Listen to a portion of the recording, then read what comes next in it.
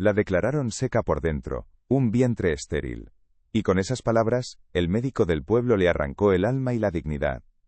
La humillación fue un espectáculo público en Santa Brígida del Mar, un eco que resonó en las paredes de adobe y en las miradas de lástima de sus vecinos.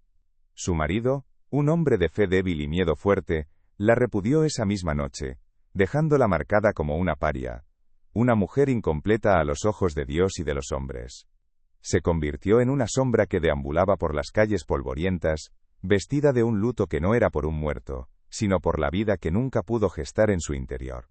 Pero el destino, a veces, escribe sus giros más crueles con la tinta de la salvación, y esa noche, mientras el pueblo celebraba, la violencia estaba a punto de irrumpir para cambiarlo todo. Si esta historia te toca el corazón, dime desde dónde la escuchas. El escenario de su condena era la costa de Oaxaca a finales del siglo XIX, una tierra de una belleza tan brutal como su gente. El mar turquesa y violento se estrellaba contra una costa árida, donde el polvo lo cubría todo con un manto de resignación. El pueblo, Santa Brígida del Mar, vivía aplastado bajo una doble tiranía. La del sacerdote, que dictaba la moral con mano de hierro desde el púlpito, y la del cacique local, un terrateniente que era dueño de la tierra, del comercio y de las vidas de quienes la habitaban. El aire, denso y sofocante, olía a sal, a incienso rancio y a superstición. Era un lugar de silencios pesados, rotos únicamente por el murmullo de los rezos y el veneno de los chismes, un lugar donde una mujer sin hijos era menos que nada. Soledad era la encarnación de ese silencio. Su fe católica, antes un refugio, se había transformado en una herida abierta que supuraba culpa. Estaba convencida de que Dios la había castigado, que su cuerpo era un castigo divino. Su aspecto era la austeridad hecha persona. Siempre de luto, con un rebozo oscuro que no solo la protegía del sol inclemente, sino que le servía para ocultar un rostro consumido por la vergüenza. Vivía de la caridad de una tía anciana, soportando cada día el peso de las miradas de desprecio y la falsa compasión. Era una mujer socialmente muerta, un fantasma que se aferraba a los muros, cuyo único y desesperado anhelo había sido mecer a un hijo en sus brazos, un anhelo que ahora la consumía como una fiebre lenta y perpetua. La noche de la fiesta patronal, el caos estalló como los cohetes en el cielo. Mientras el pueblo se entregaba a las procesiones y al mezcal, una banda de forajidos liderada por un hombre temido y conocido como el Halcón, asaltó la hacienda del cacique, el mismo lugar donde Soledad trabajaba como sirvienta. En medio de los gritos, el saqueo y el miedo, ella no corrió. Se quedó paralizada pero no de terror. Su cuerpo se movió por un instinto primario, protegiendo con su figura a los dos hijos pequeños de la cocinera, que lloraban aterrados en un rincón. El Halcón, al verla, no encontró en sus ojos el pánico servil de los demás, sino una calma extraña, una desolación tan vasta que parecía haberla hecho inmune a todo. Y en un impulso que ni él mismo entendió, decidió llevársela. La sacaron a rastras de su rutina de humillación, arrojándola a un mundo de anarquía y violencia que olía a pólvora, a sudor de caballo y a miedo. El viaje a través de la sierra fue un borrón de sombras y sacudidas, su cuerpo magullado contra la montura de un hombre sin nombre. El rebozo negro se le pegaba al rostro por las lágrimas silenciosas mientras dejaba atrás el único mundo que conocía.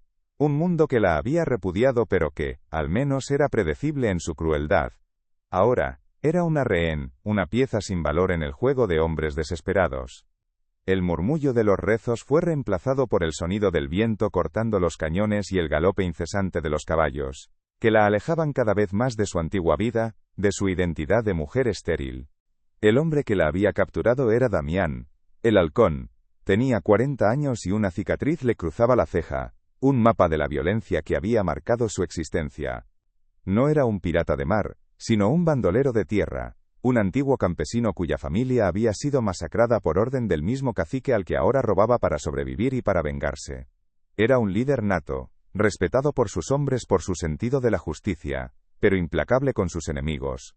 Su rostro, endurecido por el sol y la pérdida, rara vez mostraba emoción alguna. Su propia tragedia personal era una herida que llevaba en silencio. Su esposa había muerto durante un enfrentamiento, dejándolo solo a cargo de la única prueba viviente de su amor, sus dos hijos pequeños.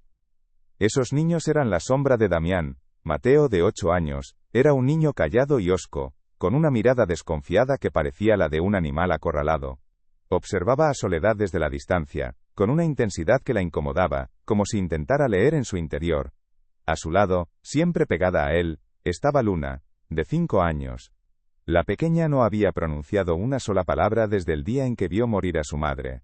Su silencio era un abismo, un vacío que lo llenaba todo a su alrededor. Eran criaturas salvajes, criadas en la dureza de la sierra, con la ropa raída y el pelo enmarañado. Y en sus ojos, huérfanos de madre, fue donde Soledad encontró por primera vez una curiosidad primitiva, un interés que no era ni de lástima ni de desprecio. El conflicto inicial en el campamento de los forajidos fue una guerra silenciosa, una desconfianza absoluta que se podía cortar con un cuchillo. Para Soledad, Damián era la encarnación del demonio, un hombre sin Dios que representaba todo aquello que le habían enseñado a temer y a odiar. Un pecador, un asesino. Para Damián, ella era una carga inútil, una mujer frágil y devota que pertenecía al mundo hipócrita que lo había destruido, un recordatorio de la debilidad que no podía permitirse. Sus mundos chocaban con cada mirada, con cada gesto, la fe rota de ella contra la ley brutal de él, la sumisión aprendida de ella contra la rebeldía forjada a fuego de él. Eran dos polos opuestos, unidos por un acto de violencia sin sentido aparente. Pero el instinto, esa fuerza animal que sobrevive a la fe y a la razón, comenzó a abrirse paso en Soledad. Lo que su sociedad y su propia mente le habían negado, su cuerpo lo recordaba. El instinto maternal, reprimido y castigado, despertó con una violencia sorda ante la visión de Mateo y Luna. Empezó a cuidarlos en secreto, con gestos pequeños, casi invisibles. Les zurcía los desgarrones de la ropa con un hilo que encontró en su delantal, les limpiaba las heridas de las rodillas con hierbas que reconocía del campo, y por las noches, cuando creía que nadie la oía, les cantaba en un susurro las mismas nanas que su abuela le cantaba a ella. Eran actos de amor clandestinos, una rebelión silenciosa contra su propio destino. Damián no tardó en darse cuenta. Observaba desde las sombras cómo aquella mujer silenciosa y asustada se acercaba a sus hijos, cómo el pequeño cuerpo de Luna a veces se recostaba cerca de ella junto al fuego. No vio en ello un acto de bondad, sino un peligro inminente. El apego era una debilidad, una puerta abierta al dolor, una invitación a que la tragedia se repitiera. Una noche, se le acercó mientras ella remendaba una camisa de Mateo. Su voz fue dura, cortante, una orden disfrazada de advertencia. Le prohibió acercarse a ellos, le dijo que no los convirtiera en seres débiles, que en su mundo el cariño era un lujo que se pagaba con la vida. La amenaza no fue física sino emocional, abriendo una nueva brecha entre ellos. La orden de Damián quedó suspendida en el aire frío de la sierra, una cuchilla afilada entre el crepitar del fuego y el silbido del viento. Soledad no levantó la vista del remiendo. Sus dedos, agrietados por la sal y el trabajo, no temblaron. Continuó pasando la aguja, con una precisión metódica, un acto de obediencia a una ley mucho más antigua y profunda que la de aquel hombre. La prohibición no la acobardó, la endureció. El cuidado de los niños se convirtió en su acto de rebeldía más íntimo, una liturgia secreta celebrada en la clandestinidad. Cada puntada en la tela raída de Mateo era un desafío a Dios, a su marido, al médico del pueblo, y ahora a su captor. Ya no rezaba por un hijo que nunca llegó, ahora tejía un refugio para los que sí estaban allí, dos criaturas rotas como ella. Su piel, curtida por un sol que castigaba sin piedad la costa de Oaxaca, guardaba la memoria de cada humillación. Recordaba el calor en la nuca el día del veredicto, el polvo pegándose a sus lágrimas secas, mientras el médico pronunciaba las palabras, vientre estéril como una sentencia de muerte. Recordaba el rostro de su marido, una máscara de espanto y vergüenza ajena, antes de darle la espalda para siempre. Desde entonces su rebozo negro se había convertido en una segunda piel, un sudario para ocultar la mujer que era, la que la gente veía como una cáscara vacía, una ofensa a la naturaleza y a la voluntad divina. Colgando de su cuello, un pequeño milagro de plata, antes símbolo de fe y esperanza, ahora era solo un trozo de metal frío, el recuerdo constante de un pacto que Dios había roto sin explicación. Pero en la brutalidad de la sierra, lejos de los ojos acusadores de Santa Brígida del Mar, algo comenzó a cambiar dentro de ella. La prohibición de Damián, aunque cruel, carecía del peso divino y social de su condena anterior. Era una orden nacida del miedo, no del desprecio, y esa diferencia era un abismo. Su instinto maternal, aquella fuerza que había sido la fuente de su mayor vergüenza, se reveló como un arma de supervivencia.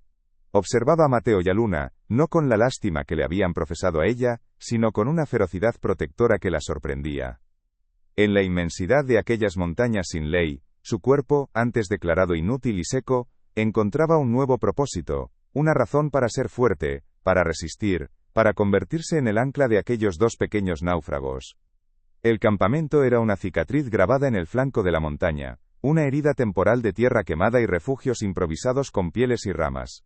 El mundo aquí se reducía a roca, polvo y un sol implacable que blanqueaba el color mismo del cielo.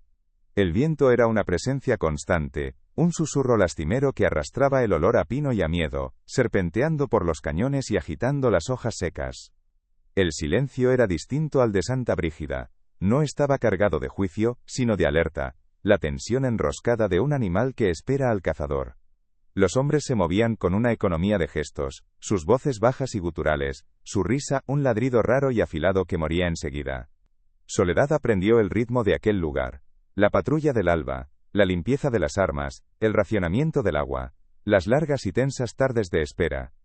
La comunidad era una hermandad forjada en sangre y desesperación, hombres con rostros como cuero viejo, ojos que habían visto demasiado y decían muy poco. Compartían su escasa comida sin una palabra, obedecían las órdenes de Damián con un gesto de cabeza y trataban a Soledad con una mezcla de curiosidad tosca y distancia recelosa. Ella era un fantasma de otro mundo, una criatura de telas suaves y rezos silenciosos en una tierra de acero y pólvora. Las miradas que recibía no eran de lástima sino de cálculo, medían su valía no en hijos, sino en su capacidad para aguantar, para callar, para no romperse. Aquí no había hipocresía, solo una honestidad brutal. Eran asesinos, ladrones, hombres abandonados por Dios y la ley, pero en su ruda sociedad, una mujer no era juzgada por su vientre sino por su fortaleza. La tormenta se desató con la furia de un dios castigador, un diluvio helado que convirtió el campamento en un lodazal y apagó el fuego hasta dejar solo un montículo de brasas humeantes. El frío se metió en los huesos, pero fue en el pequeño cuerpo de Luna donde encontró su nido. La niña empezó a temblar, no de miedo sino de una fiebre que le encendía la piel y le nublaba los ojos. Sus gemidos eran apenas un soplo, un sonido tan frágil que se perdía en el estruendo de la lluvia. Damián la sostuvo en sus brazos, su impotencia a una bestia que le roía por dentro. Sus manos, hechas para el gatillo y la rienda, eran torpes, inútiles contra el mal que consumía a su hija. La miraba, y en su rostro curtido se dibujaba el pánico desnudo de un padre que veía repetirse la tragedia, la pérdida acechando de nuevo en la forma de un silencio demasiado quieto. Fue entonces cuando Soledad se movió. El instinto la empujó a través del barro y la cortina de agua, una fuerza que desobedecía el miedo y la prohibición. Ignoró la mirada asesina de Damián, el gruñido de advertencia que murió en su garganta al verla. Se arrodilló junto a él, y por primera vez, sus ojos se encontraron sin barreras. No había súplica en su mirada, sino una certeza ancestral. Tocó la frente de Luna, un gesto que era a la vez diagnóstico y consuelo.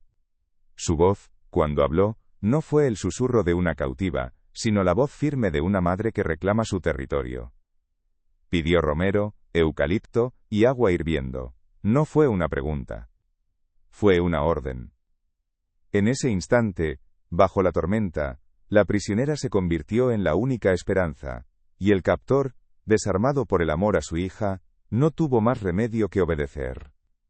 El alba llegó con un rumor de casco sobre la piedra, un eco metálico que no era el de los hombres de Damián. Los federales, guiados por la traición, habían cerrado la boca del cañón. La trampa era perfecta, la muerte, una certeza. Damián no miró a sus hombres, miró a Soledad. En sus ojos no había miedo, solo la resignación de un animal acorralado que protege a su camada. La tomó del brazo, un agarre que no era de un captor sino de un hombre que se ahoga. Le señaló una grieta en la pared de roca, un sendero de cabras invisible. Sálvalos. Su voz fue un arañazo, una orden que era a la vez súplica y testamento. Dales la vida. Soledad lo miró, y en ese segundo, el mundo de Santa Brígida, su Dios y sus leyes, se desvaneció. Tomó las manos pequeñas de Mateo y Luna, y corrió. A veces, todo lo que alguien necesita, es una historia como esta. Si la sientes, compártela con quien la necesite. No miró atrás. El sonido de los primeros disparos fue el bautismo de su nueva vida, el estruendo que sellaba su pasado para siempre. Escaló la roca con los niños. Su cuerpo, antes frágil, ahora una máquina de pura supervivencia. El rebozo negro, antes un sudario de vergüenza, lo usó para proteger a Luna del viento, un escudo tejido con amor y sacrificio. Cuando llegaron a la cima, el valle se extendía ante ellos, vasto y desconocido. El sol naciente pintaba el horizonte de promesas inciertas. Soledad se detuvo, sintiendo el peso de las dos manos en las suyas. Ya no era la mujer seca, la paria. Era un refugio. La tierra que pisaba era su nuevo altar, y su fe, el latido de los dos corazones que caminaban junto a ella. Su vientre no había dado fruto, pero su alma había parido una familia en el corazón salvaje de la sierra. Los días en la sierra se tejían con una rutina áspera, una danza de desconfianza y necesidad. Los choques entre Soledad y Damián eran breves y cortantes como el filo de un machete. No se gritaban, su guerra era de silencios cargados y gestos interrumpidos. Él la observaba curar una rozadura en el pie de Luna, y el recuerdo de su esposa, una herida mal cerrada, le hacía escupir una orden innecesaria, una crítica sobre cómo lo hacía. No lo mimes, le espetaba, su voz un eco de su propio miedo a la ternura. Ella no respondía. Simplemente levantaba la vista, lo sostenía con una mirada que no era de desafío ni de sumisión, sino de una calma profunda, una autoridad que no venía de la fuerza, sino de un propósito inquebrantable. Y él se callaba, derrotado por un poder que no entendía, uno que no podía doblegar con amenazas. Evitaban el contacto, trazando círculos invisibles el uno alrededor del otro, pero los niños eran el centro de gravedad que los obligaba a colisionar. Mateo, que al principio la había mirado con la hostilidad de un cachorro salvaje, empezó a dejarle ofrendas silenciosas cerca de donde dormía. Una pluma de halcón, una piedra de río inusualmente lisa, una flor reseca. Eran los tesoros de un niño que no sabía hablar de afecto. Soledad los recogía con la solemnidad de quien recibe un sacramento. Una noche, el frío mordía con especial saña, y Damián vio cómo ella temblaba, abrazándose a sí misma. Tomó su propio sarape, pesado y con olor a humo y a caballo, dio un paso hacia ella y se detuvo en seco. Con un movimiento brusco, lo arrojó sobre una roca cercana, sin mirarla. «Cúbrete», fue todo lo que dijo, su voz ronca, antes de darle la espalda a la gratitud que no quería ver. La confrontación llegó un mediodía, bajo un sol que rajaba las piedras. Mateo, en un juego torpe con otros hombres, tropezó y cayó sobre unas brasas mal apagadas. Su grito fue un cuchillo en el aire quieto. Damián corrió hacia él, su rostro una máscara de pánico, intentando arrancar la tela quemada pegada a la piel. Fue entonces cuando Soledad se interpuso, puso una mano firme sobre el brazo de Damián, un gesto impensable hasta ese momento. «Espera». Su voz era baja, pero resonó con una fuerza que lo paralizó. Lo apartó con una suavidad que era más poderosa que la fuerza, y con una destreza nacida del instinto, comenzó a tratar la quemadura con hojas de agave y agua fría, calmando el llanto del niño con un murmullo constante. Damián se quedó atrás observando cómo sus manos, antes dedicadas al rezo, ahora sanaban una herida real, y sintió una punzada de algo parecido a la admiración. Esa misma noche, el silencio junto al fuego era diferente, ya no era un abismo, sino un espacio compartido.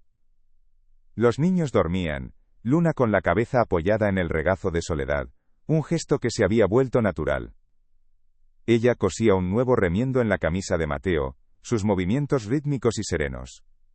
Damián, sentado al otro lado de las llamas, la observaba sin disimulo.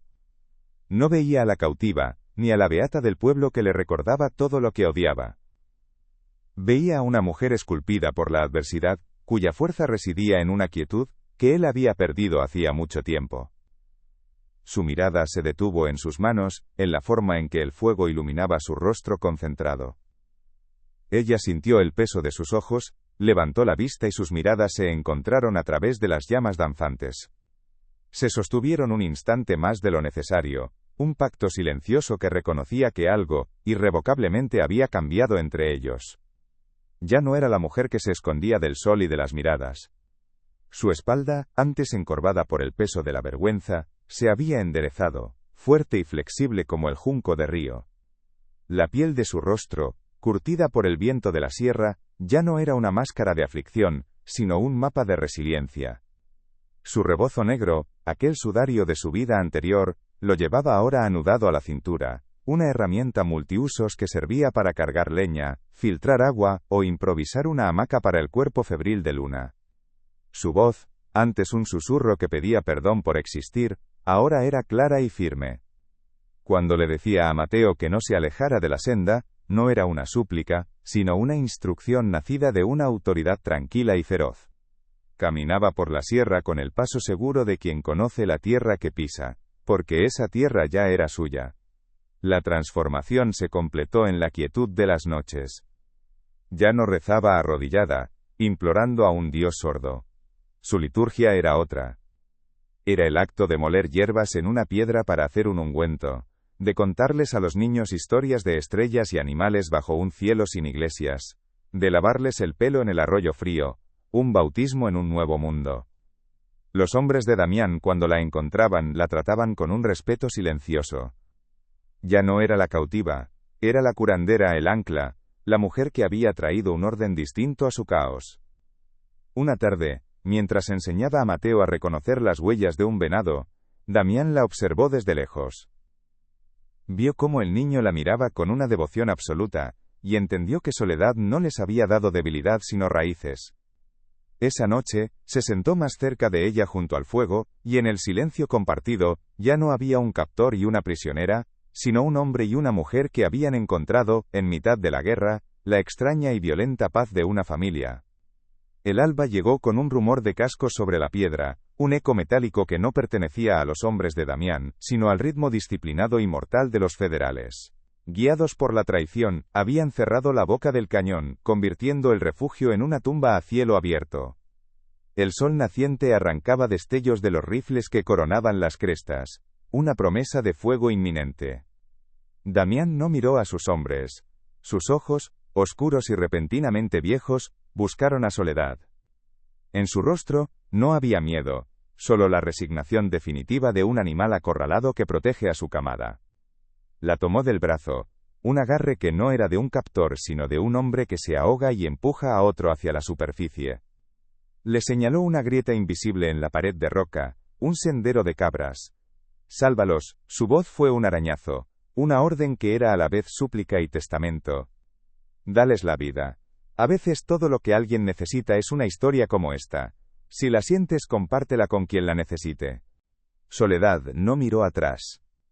El sonido de los primeros disparos fue el bautismo de su nueva vida, el estruendo que sellaba su pasado para siempre, borrando a Santa Brígida del mar, y al Dios que la había abandonado. Escaló la roca con los niños aferrados a ella, su cuerpo, antes frágil y avergonzado, ahora una máquina de pura supervivencia, cada músculo tenso con un propósito feroz. El rebozo negro, antes un sudario, lo usó para proteger el rostro de Luna del viento helado, un escudo tejido con amor y sacrificio. Cuando por fin alcanzaron la cima, el valle se extendía ante ellos, vasto y desconocido, bañado por la luz de un sol que ya no la quemaba. Se detuvo, sintiendo el peso de las dos manos pequeñas en las suyas.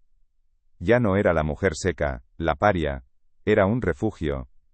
Su vientre no había dado fruto, pero su alma acababa de parir una familia en el corazón salvaje de la sierra. El sol ascendía, bañando el nuevo mundo en una luz limpia y sin juicio. Soledad se detuvo un instante, el aliento helado en el aire de la mañana.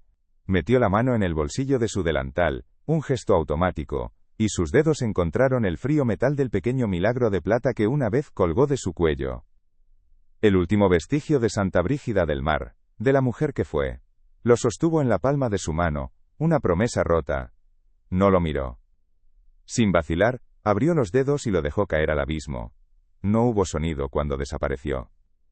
Tomó con más fuerza las manos de los niños, y, dándole la espalda para siempre al pasado, comenzó el lento descenso hacia el valle, hacia la vida. 3 figuras recortadas contra el amanecer, caminando hacia un hogar que aún no existía, pero que ya era real.